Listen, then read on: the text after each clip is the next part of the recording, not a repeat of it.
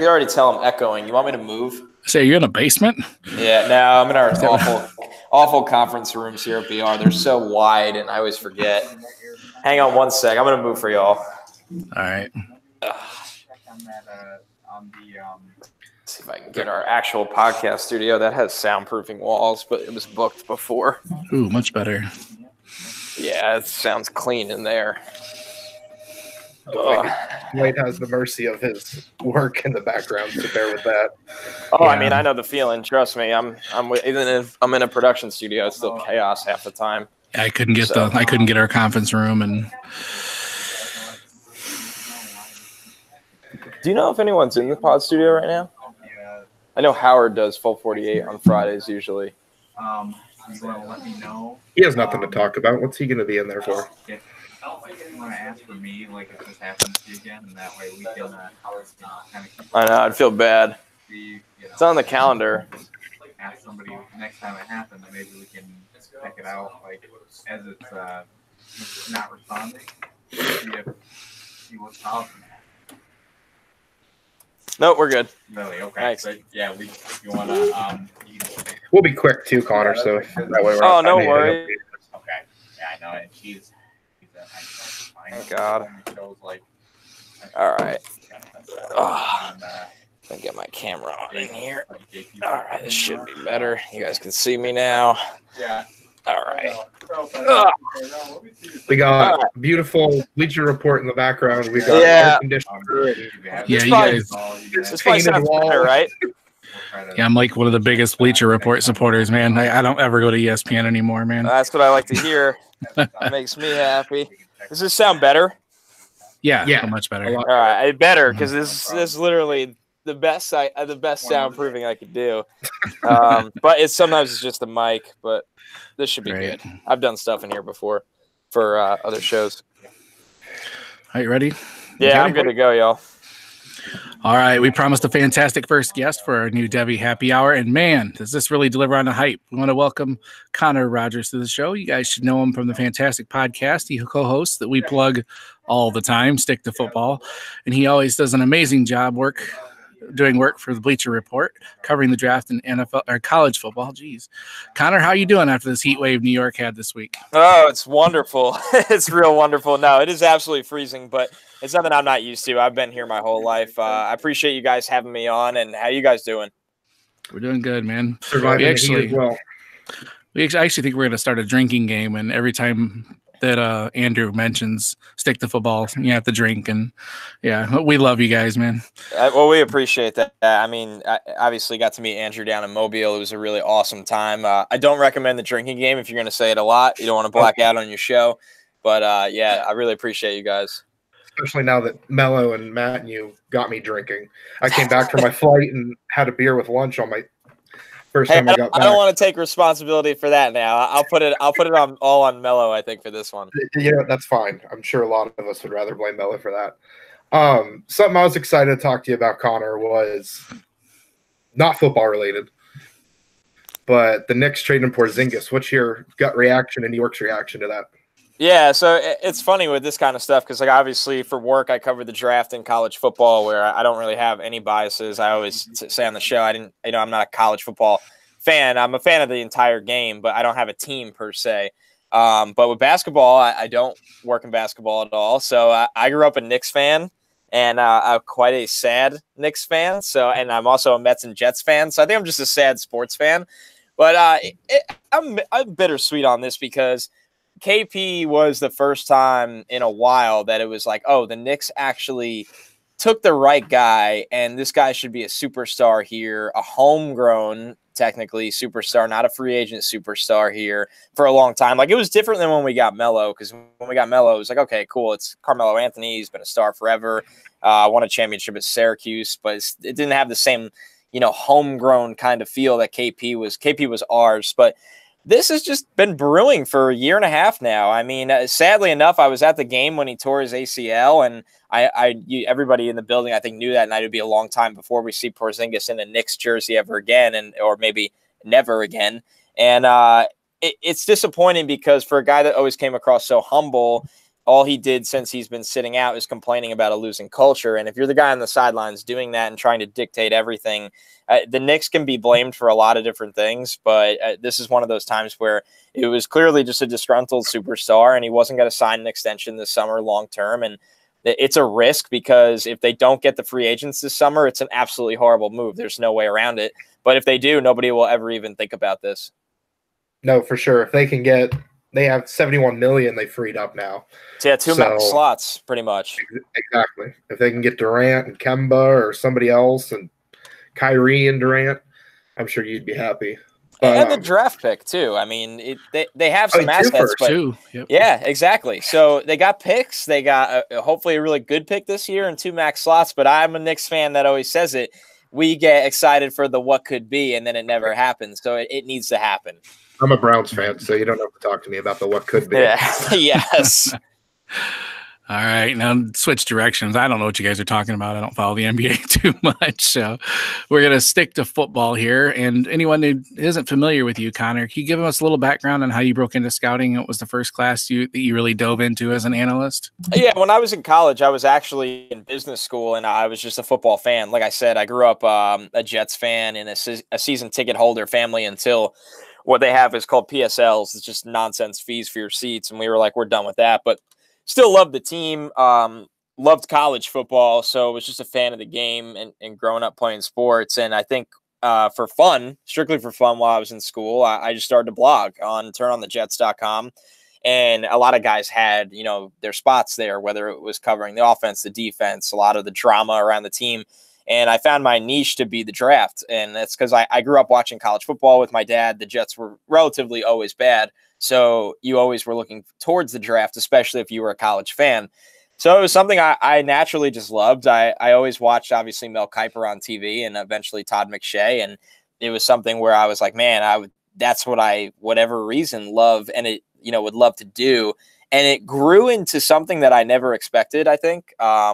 I was writing in college. I covered the 2013 and 2014 classes, but didn't, minor rankings, some scouting reports, nothing in depth. I mean, now I'll watch, I would say 250 to 400 players a year over these last 2 years because of Stick to Football and being on the road, getting to 7 or 8 college games, the Senior Bowl, the Combine, and, all that kind of stuff. So it's basically, those are my first classes, and it was just an introductory, and it was just simply what you can call a basement blogger, except I was in a college, a madhouse, essentially, with 7 other guys and up in Albany, New York. And, it's funny when you start doing some podcasting and writing for fun, you never really know where it'll actually take you. Yeah, it sounds terrible, man. Jeez. So what is your favorite part about your job? Like, what do you look forward to doing most day to day?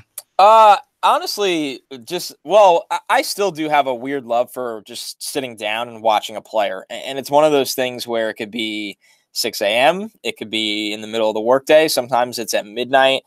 I think there's nothing like watching a player and like just being like, oh shit, I did not expect this guy to be this good. Or you see something you didn't expect, and it's the excitement, that adrenaline or that thrill is super fun. But I think, that was the original part of the job. I think what I actually love the most now is that Bleacher Report lets me be myself. And I think that's why Stick to Football has become such a special show, is that at its core, at its roots, it is about college football and the NFL draft, the NFL offseason, and a lot of rookies. So, after their rookie year, we don't cover guys as much, but we still do. We still do the NFL as well. It's about football, the show. And it's a joke in the sense the title, Stick to Football, because we made the show to do the other stuff. I mean, I'm just like anyone else. I like to go out a lot, and I like to drink beer. I like to eat a lot of good food. I like to travel. I like a lot of stupid pop culture stuff. I'll be a meme generator at times. So, and Bleacher Report has never, scaled that back from the show. Really, they let me, Matt, and Mello, who are 3 totally different people. I mean, you have me in New York City, a New York kid, and then, 2 brothers from the Kansas City suburbs, essentially, from Missouri. And it creates this blend of a show that is absolutely just ridiculous. Yeah, no, you guys definitely have fantastic chemistry. Like Matt alluded to when you were down in Mobile, Mello's evolved even from being the court jester of the podcast and now being a solid contributor. They're so different, too, the 2 of them. Yeah. Like, they're brothers, but they couldn't be more different. Yeah, no, and I even saw that down there in Mobile, just the way the two act. Not that either of them's bad, but No, they're both bad. No, I'm just kidding. I know for me as a kid, I remember Saturdays was when the draft was. It was only on Saturday. It wasn't this prime time thing until I got into college. Yep. I remember for me, my earliest draft memory was I had to pick who my favorite team was, and it was wherever Brady Quinn and his slick black suit and his gelled hair was going to go. And for me, that's what really got me hooked on the draft. Was it's bad, but it was his fall down the draft board. What for you would you say is your earliest draft memory watching it on TV, or even maybe even going to it? I know you being in New York, you might have had that chance. Oh man, it's a great question. I think for me, like I always grew up aware of who the Jets took because it was wake up, read the paper. My dad would always get whatever draft catalog there was in the stores. This isn't like go on the internet or download a PDF. This is like whatever draft catalog was in the stores, and then he would read it, and then I would usually get my hands on it about a week before the draft. And so I would know, a lot of the top players. I was a kid. So I didn't know like these deep, all these guys, but just a handful. I always knew who I thought I wanted the Jets to take, which was hilarious. And then I think it evolved for me. So my dad was a firefighter in New York City, and a guy in his firehouse ran a security company. And my dad used to do a contract job where the firefighters would work security for the draft, and he did two classes. And one was Reggie Bush. And I remember one year, my dad came home and he had a sign. Remember, I don't know if you guys remember, it was when Reggie Bush like historically leaped for the pylon. He's higher than you could ever see anyone. It's a famous picture. My dad came home and had that signed in silver Sharpie from Reggie Bush and would tell me about all the players. Vernon Davis was like his favorite player he's ever been a security guard for. And I always make fun of my dad, who's like 6'1", like 190, he's in good shape, but like security guard for Vernon Davis, these offensive linemen, it's absolutely hilarious. So hearing the stories about the players and then always, seeing those guys on TV, for me was just, I was enamored with the entire event because the NFL draft in New York City, which it's a shame to me that it's not New York City anymore, was about Radio City Music Hall, but the guys were there all week and they did community events. They did all of these media events in New York. And it was like, as a kid, to me, it was by far the coolest thing seeing the future stars of the league in New York for a day right before they're announced by their new teams. No, yeah, I mean, for sure. I just remember I never got to go anything close to that, but it was just always pick by pick. And then my buddies still make fun of me that I would do. I'd get cardboard and do my own little drafts and get everything ready. It's so much fun. It's the best reality show, I think, on TV. No offense to The Bachelor with. Yeah, I'm not a Bachelor guy, so no offense taken here. Awesome. Perfect. Staying focused on the draft for this year, though, or just in general in history, is there any players that you're super high on that somebody else necessarily isn't, and then vice versa, someone you're potentially low on at this point in the draft process that you're not, or everyone else is high on? I think for me, one guy in terms of me versus the league or league guys I talk to would be Kelvin Harmon from NC State. I see a high floor, really, really good possession receiver. And I think in the league's eyes, he might be more of a second round kind of player. So not a drastic difference, but one of those things where I just won't bet against that kind of guy. I've noticed. I think if you're looking for some deeper examples, I like this running back class a lot more than I ever expected to. I feel like there's been no hype around them besides Josh Jacobs from Alabama. I still think David Montgomery is a legit starting caliber running back and a guy that could be a top 10 rusher year after year. I think his running style is just, it's violent. He'll grind out every last yard. He's one of those players where you give him 3 yards and he gets 6. And I think those are the guys at the running back position that nowadays with all the space make a difference. And you could say the same argument for someone like Devin Singletary from FAU. I just haven't seen a lot of hype around him. And I look at him and he feels like one of those players that'll go in round 3 or 4 and we'll be sitting here 3 or 4 years from now. And we're like, this guy's one of the biggest fantasy names every year. How did this happen? So the skill guys to me, there isn't the Odell Beckham, even the hype that Sammy Watkins generated that year, or Julio Jones many years before that. There's not a skill guy in this class like that, but I go through these and I see so many pieces that can make a difference right away. And I think those three names alone will be instant impact kind of players. Yeah, no, for sure. Kelvin Harmon, just to give you an idea as far as how fantasy and then just writers in general are valuing him.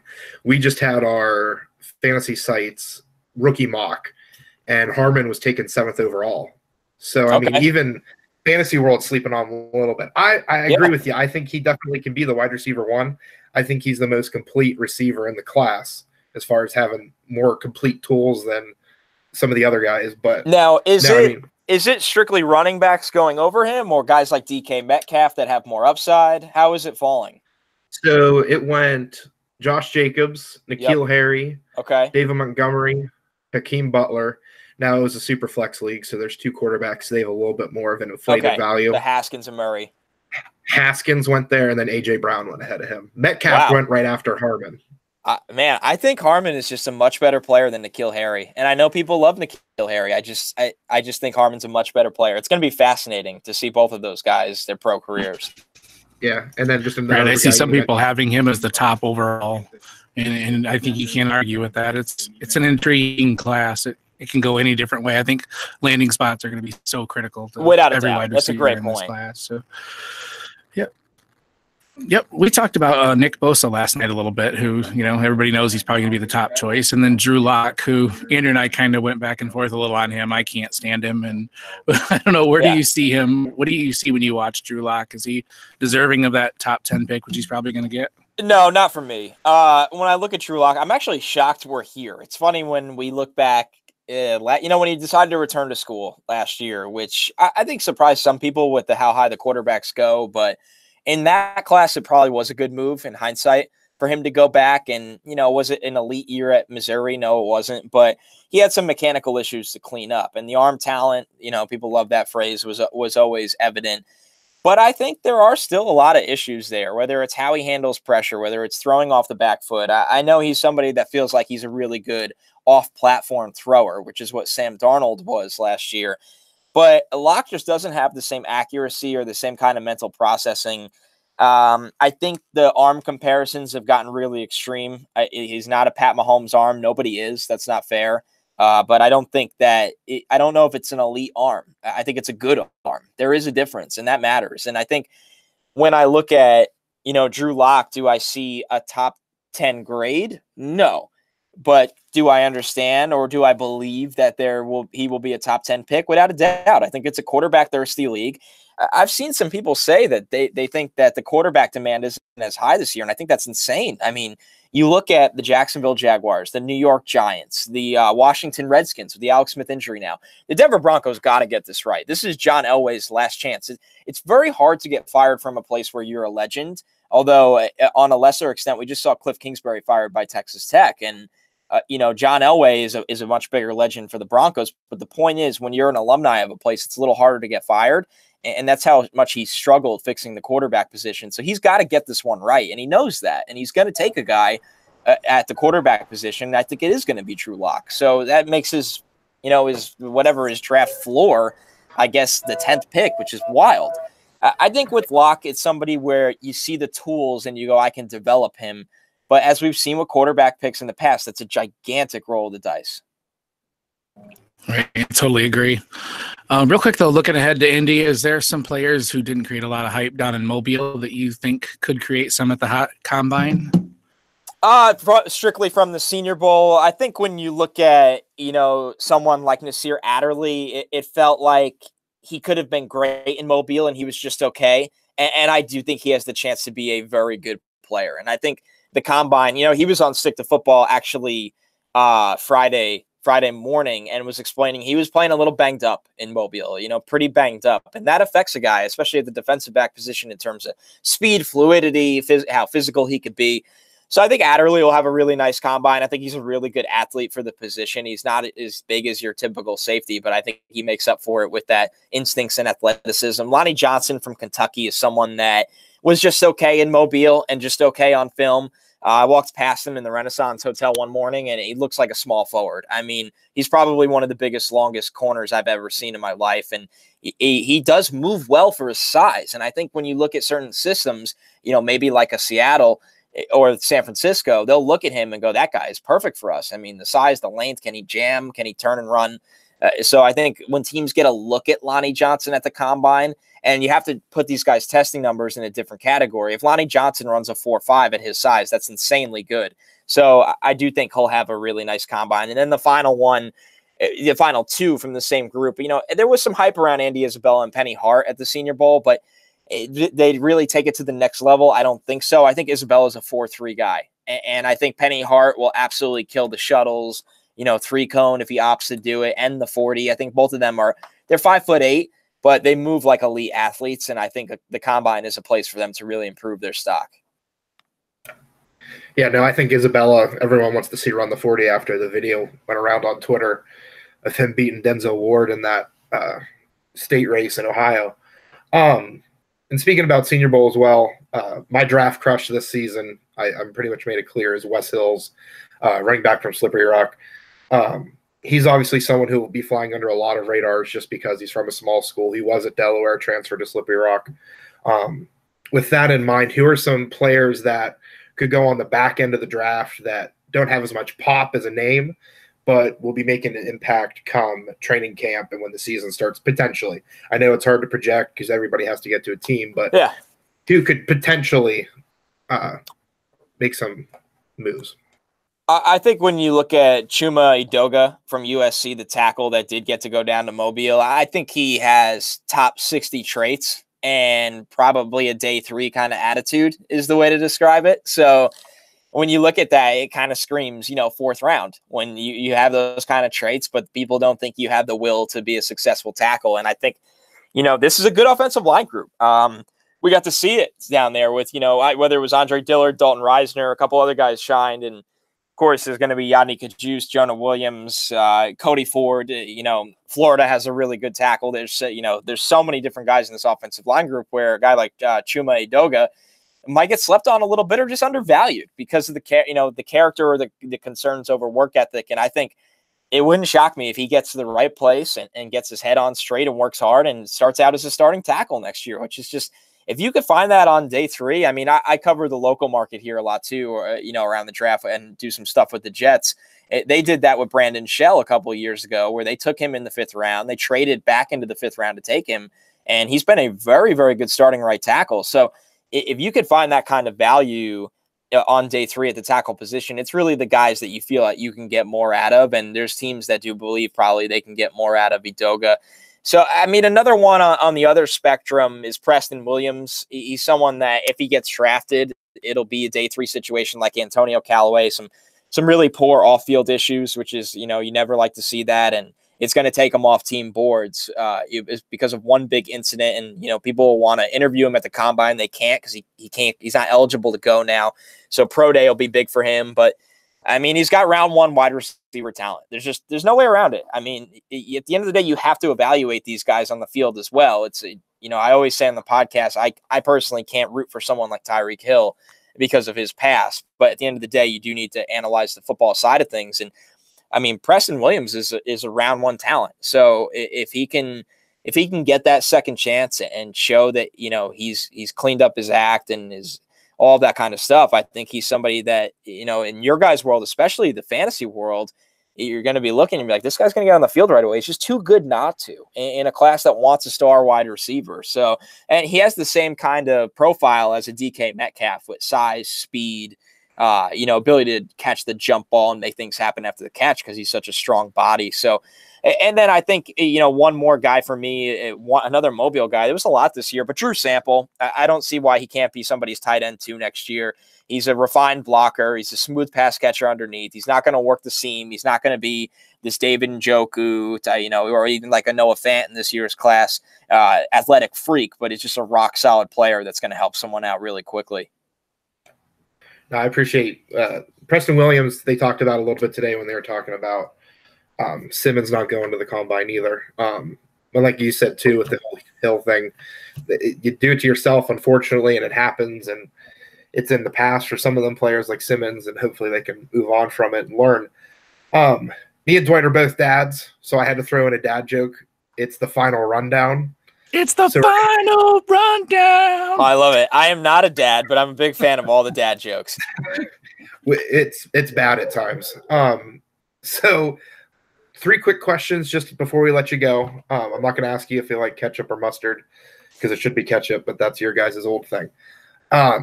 If you play fantasy football, how many fantasy leagues are you in?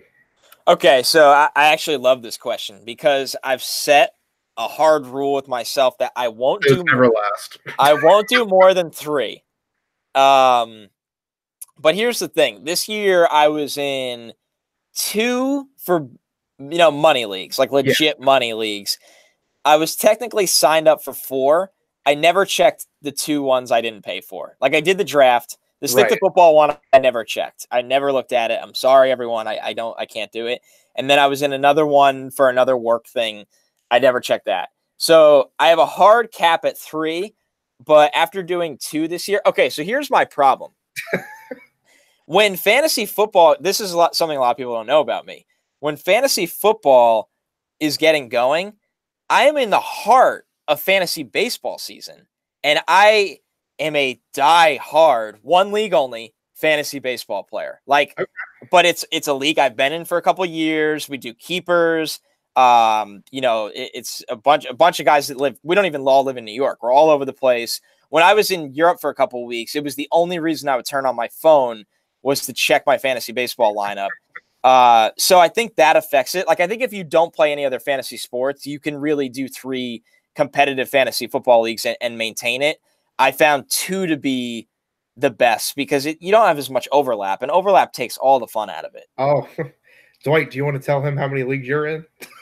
I cut it down to 17, I think. Dwight, you got to be kidding me. You don't check all of these leagues. Oh yeah, I do. No, you don't. Yes, this is insane. Do you not go to sleep? Not I don't know how he does it. My God. He was in a Devy league with like 500 players too. So 800, get it right, 800. That's amazing. I need to. My biggest regret is not doing Devy because I cover college football in the draft, and at Bleacher Report I do some recruiting stuff. So like, you would think the one thing I would be good at would be Devy.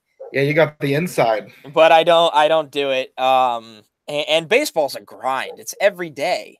Yes. So, and you got to know the minor leagues. So it's a cop-out answer, but I can only do 2 football because it's too much. At what point is enough? 17, Dwight.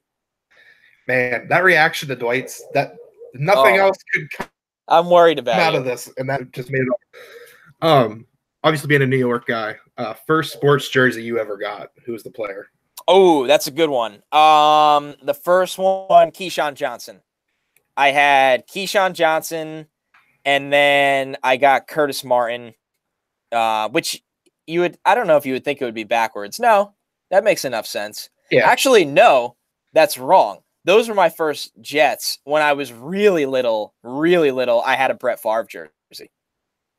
Was it an Atlanta Falcons Brett Favre jersey? No, that'd be really cool if it was. It was Packers. It was Packers. So yeah, those are So ironically enough, my first jersey was not a New York sports jersey. Gotcha. And then last one, there's tons of memories you can choose from, I'm sure, as a New York fan. Piazza hitting the home run after 9/11, and oh my gosh, Reed is always famous with the Knicks fans. What was your biggest sports memory you remember? Like first thing you remember as a kid? My first one? Like that big one, yeah.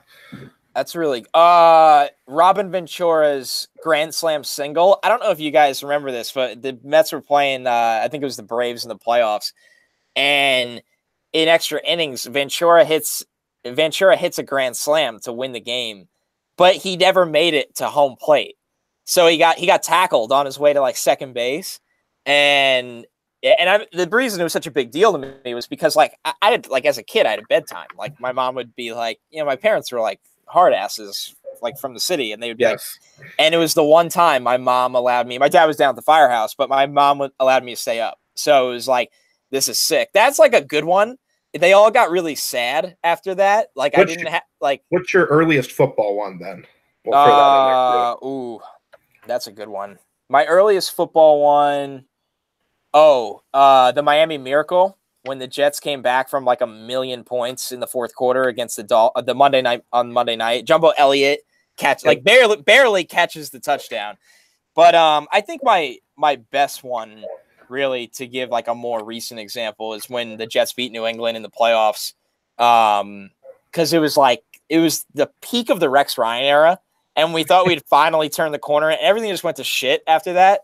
But I was in college, and I mean it was a blast, especially being in college in New York at the time. No, I Dwight, you can throw in here too. I appreciate the time, Connor. I know how valuable it is taking away from your busy New York City day and talking to us from the Bleacher Report offices. No, anytime, guys. Seriously, I had a blast. Yeah, thank you very much, man. Thank you. And good luck with the show, and I look forward to talking to you guys again. Hopefully next time we talk to you, Dwight isn't in 17 leagues. Yeah, Dwight, we're going to work on that, bud. Don't worry. All right, later, boys. Thanks, Connor. Dude, that was awesome.